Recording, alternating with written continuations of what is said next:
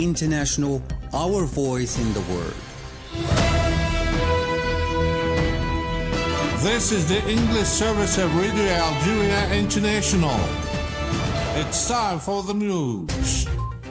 Algeria has welcomed the holding of the two-state solution conference as a true international consensus and the strongest response to the Israel occupation's attempts to block Palestinian statehood.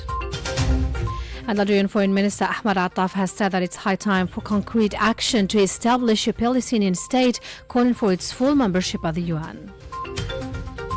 And as more countries are expected to officially recognize the state of Palestine, the humanitarian situation in the Gaza Strip continues to deteriorate severely.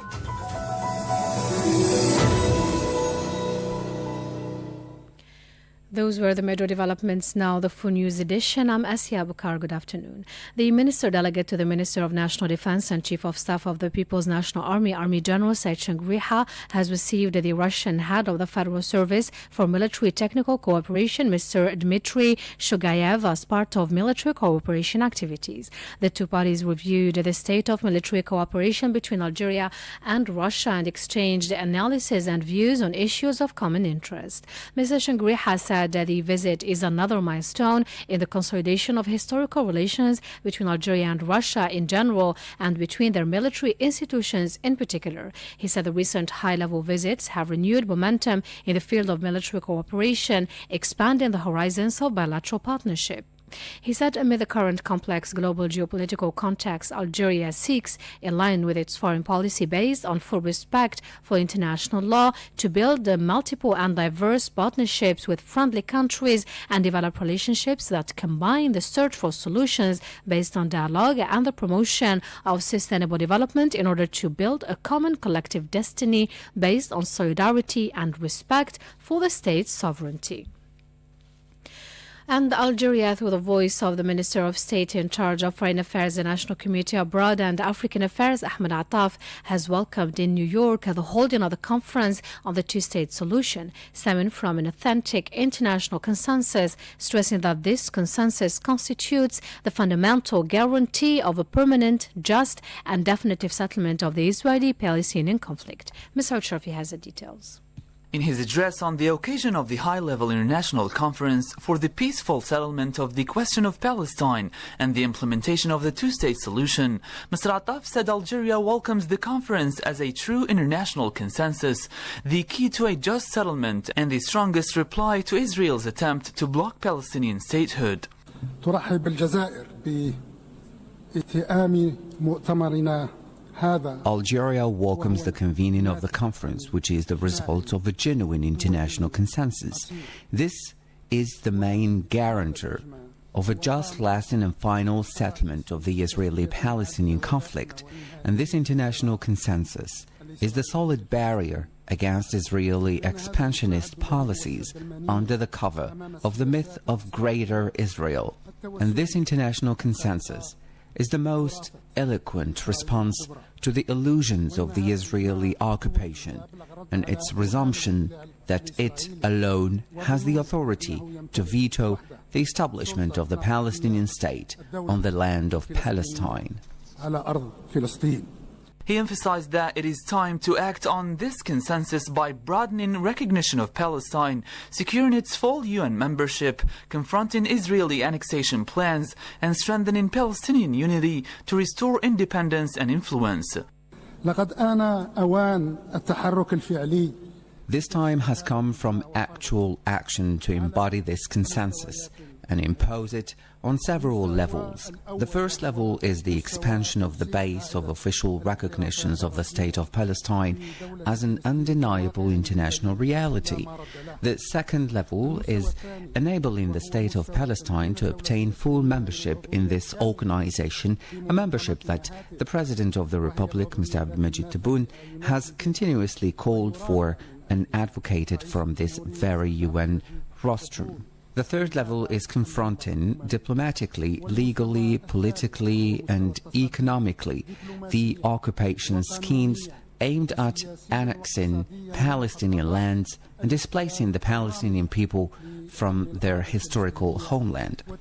As for the fourth and final level, it is the internal Palestinian Front, which is required to close its ranks and unify its words, so that its decision regains independence, its movement regains strength, and its voice regains influence and resonance regionally and internationally.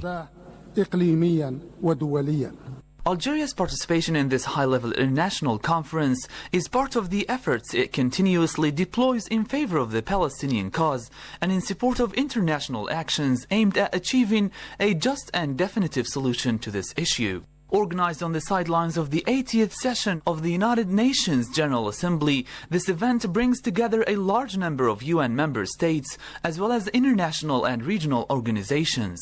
The conference was initially scheduled to be held last June but was postponed due to the Zionist aggression against Iran.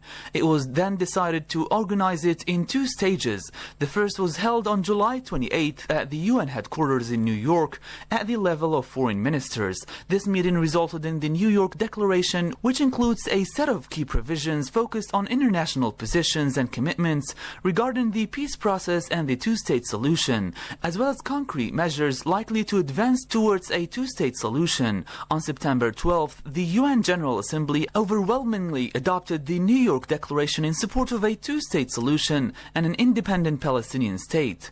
During the conference, more countries including Malta, Luxembourg, France, New Zealand, Armenia, Belgium, San Marino and Andorra are expected to announce recognition, while last Sunday the UK, Canada, Portugal and Australia officially recognized Palestine, raising the total to 153 UN member states.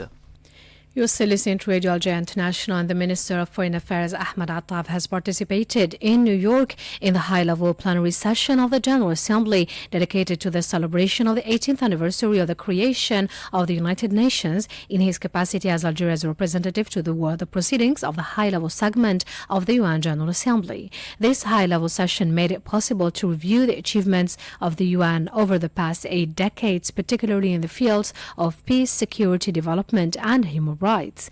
It was also an opportunity to highlight the growing challenges facing the world and to renew commitment to the principles and objectives of the United Nations Charter in order to establish a more inclusive and effective multilateral system.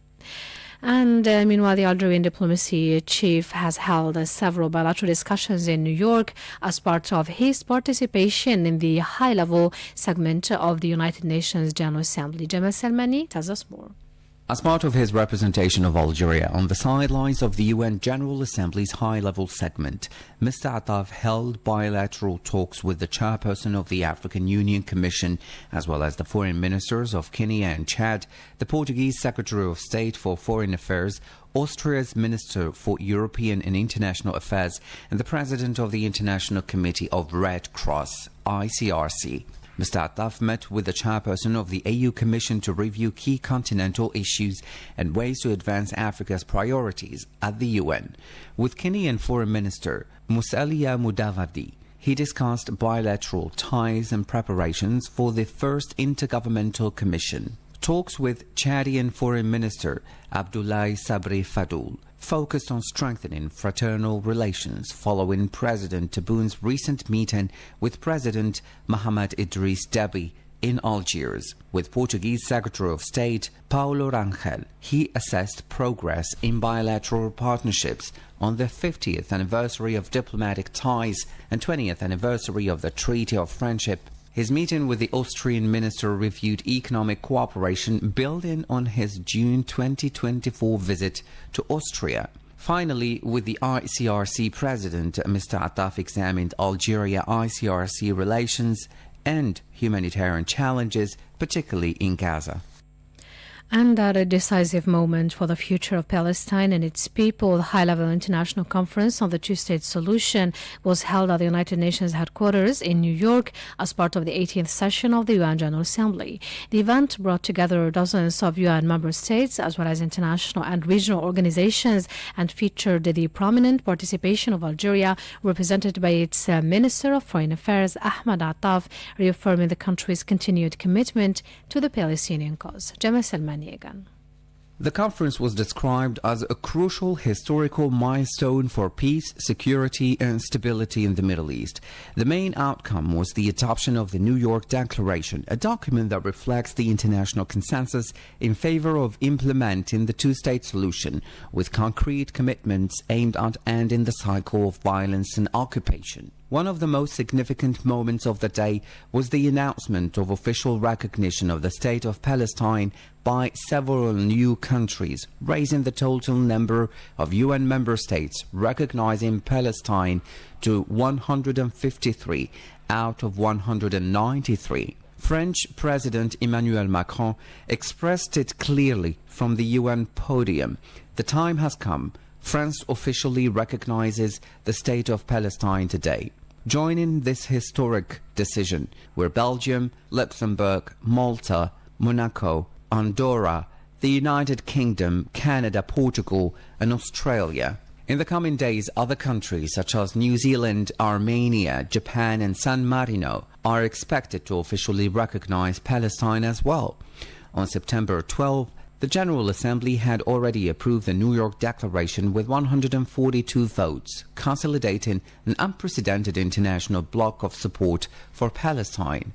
In their joint final statement, the co-chairs of the conference emphasized that the current moment requires moving from words to action. Among the commitments made were calls for a permanent ceasefire in Gaza, the release of all hostages and prisoners, unrestricted humanitarian access throughout the Gaza Strip, and the complete withdrawal of the Israeli occupation forces from the territory. It also agreed to deploy an international stabilization mission authorized by the UN Security Council and invited by the Palestinian Authority, in addition to strengthening Palestinian security forces with international technical support.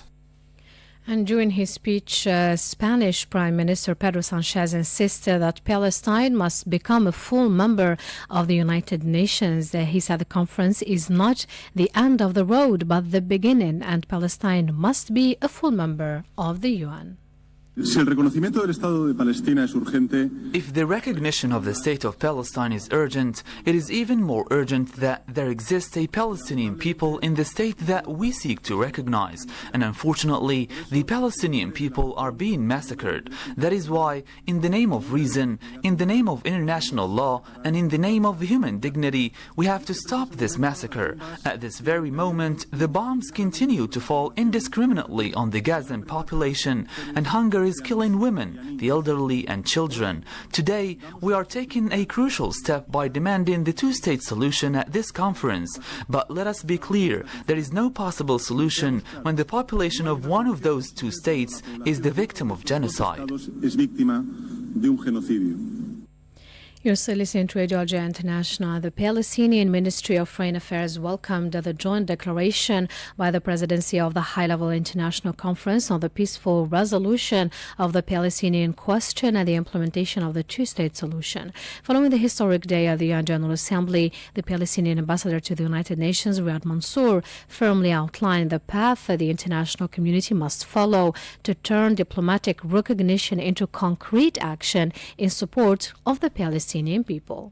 First of all, we need to stop this genocidal war against our people in Gaza and to have humanitarian assistance to the people to scale, and then to stop the forced transfer, then to begin the process of reconstruction and convening the reconstruction conference, and then to widen the door of hope, which was celebrated today in the General Assembly Hall, in order to end this illegal occupation, the independence of the State of Palestine, and to convert the global consensus on the two-state solution a reality. That would be wonderful. I am sure that Japan will be part of that. It is one significant step forward. We need to stay the course and to keep marching toward the national rights of the Palestinian people, which require ending the war and ending the illegal occupation. And that was a statement of Riyad Mansour. Now, in Gaza, the humanitarian situation continues to deteriorate severely, and Masoud Sharfi tells us more. According to UNRWA data, between September 11th and 16th, at least 12 UN agency facilities were directly or indirectly hit, including 9 schools and 2 health centers sheltering over 11,000 displaced people. The city of Gaza has been the target of intense aerial bombings and artillery attacks by the Israeli army since the early hours of Tuesday, the 23rd. Entire neighborhoods such as Al-Nasr, Sheikh Radwan, Mount Al-Hawa, and the Old City in the Olives neighborhood have been reduced to rubble. A Palestinian medical clinic was also struck by missiles amid the growing military siege. The actions of the Zionist army have been denounced as war crimes and genocide by multiple human rights organizations and governments. The systematic destruction of civilian infrastructure, collective punishment of the population, and denial of basic humanitarian access are flagrant violations of international humanitarian law. The Palestinian people trapped in Gaza are paying with their lives for the indifference of those who still refuse to act. Every day that passes without decisive international action is another day in which genocide continues with impunity. Diplomatic recognition is a necessary step, but it is not enough. Without real pressure, without concrete measures against the occupation, and without justice for the victims, peace will remain an empty promise. The international community faces an unavoidable moral choice: to allow the massacre to continue or to act decisively in defense of international law, human dignity, and the life of the Palestinian people. You're still listening to Radio Algeria International. The Algerian diplomacy chief Ahmed Attaf has praised the exceptional level of coordination within the A3+ group of the UN Security Council. During his participation in the ministerial meeting of the A3+ group as part of his representation of Algeria at the high-level segment of the United Nations General Assembly, Mr. Attaf said Algeria will remain committed to preserve the unity of this group and ensure the continuity of its influence within the Security Council. I would like to seize this opportunity to reiterate Algeria's full commitment to this coordination platform, which has emerged as a result of the well-known Oran process for peace and security in Africa. On that note, I wish to remind you all that the 12th edition of this process is scheduled for December the 1st and 2nd, 2025. And let me add that this year, this edition will be preceded on the 30th of November by an international conference within the theme of the year, with a special focus on criminalization of colonialism and reparations. The Algerian diplomacy chief emphasized that the A3+ ministerial meeting have become a well-established tradition, noting that this practice is needed in line with Africans' shared ambition to strengthen this group and consolidate its presence as a dynamic and effective actor within the Security Council. Mr. Attaf, however, spoke about the challenges facing Africa in terms of peace and security, insisting on the importance of coordination to face up to them. The peace and security landscape in Africa continues to face significant challenges. Hotbeds of tensions, crises, and conflicts are multiplying, sadly. Terrorism is on the rise and has reached alarming proportions in the Sahel region, particularly in Mali, Niger, and Burkina Faso. In the meanwhile, we are witnessing a decline in the international focus on Africa. One of the most telling expressions of this decline is the considerable threat looming over UN peacekeeping missions deployed in Africa, either through limitations on the resources allocated to them or through attempts to reduce the scope or of their mandate or to prematurely terminate it altogether. I sincerely believe that these developments deserve our full attention and mobilization to ensure that Africa's peace and stability remains a central priority and concern for the Security Council, as well as a focus for the international community as a whole. That was the statement of the Algerian Foreign Minister Ahmed Attaf during his participation in the ministerial meeting of the A3+ group as part of his representation of Algeria at the high-level segment of the UN General Assembly. And with this, we come to the end of our news bulletin. I invite you now to listen to our health magazine, compiled and presented by Mohammed Khatel.